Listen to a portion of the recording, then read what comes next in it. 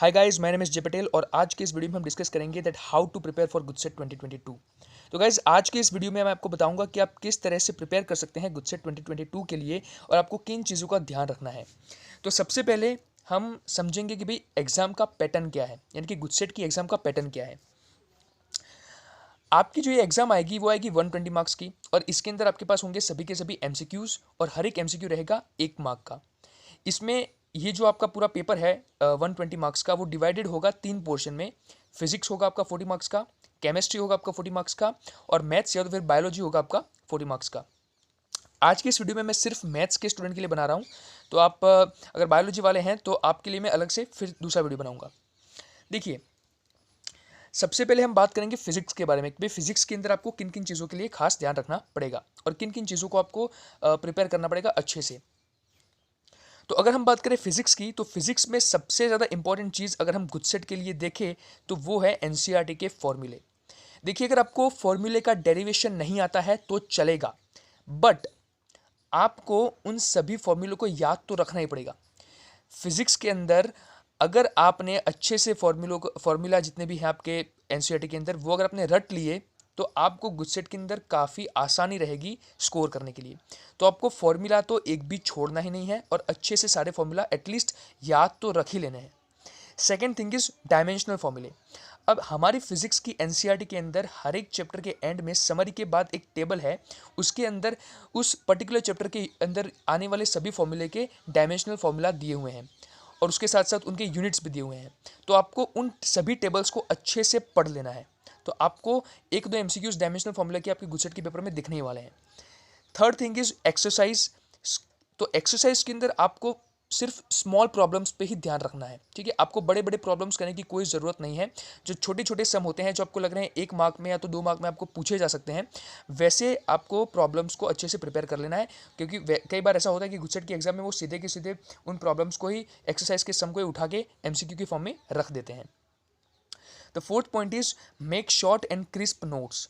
तो आपको इस चीज़ का बहुत ध्यान रखना है कि अगर आप चाहते हो अपने टाइम को अच्छे से यूटिलाइज करना और लास्ट मोमेंट रिवीजन के लिए भी अगर आप इसको यूज़ करना चाहते हो तो आपको शॉर्ट नोट्स तो बनाने ही है और बहुत ही आपको अच्छे तरीके से और ढंग से उनको बनाना है। बहुत ही क्रिस्पी नोट्स रखने हैं आपको उसके अंदर। आपको ज़्यादा कुछ अंदर ऐड करने की ज़रूरत नहीं है। आप फॉर्मूला लिखिए, थियरी जो है उसको समझने के लिए आप अपने छोटे छोटे पॉइंट्स बनाकर उसमें डाल दीजिए, तो आपको लास्ट मोमेंट रिवीजन पे बहुत हेल्प करेगा।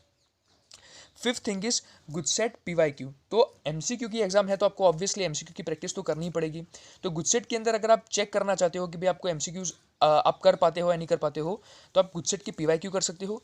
उसके अलावा अगर मैं बात करूँ, आप गुजरात बोर्ड की जो ओल्ड टेक्स्ट बुक है उसके अंदर भी काफ़ी अच्छे एमसीक्यूज दिए हुए हैं चैप्टर के लास्ट में। हर एक चैप्टर के लास्ट में लगभग 20 से 25 एमसीक्यू आपको मिल जाएंगे, तो आप वहाँ से भी उनको प्रैक्टिस करोगे। अगर आप फिजिक्स में इतनी चीज़ें अच्छे से करते हो तो आप गुडसेट में आराम से अच्छा स्कोर कर लोगे। अब हम बात करते हैं केमिस्ट्री की।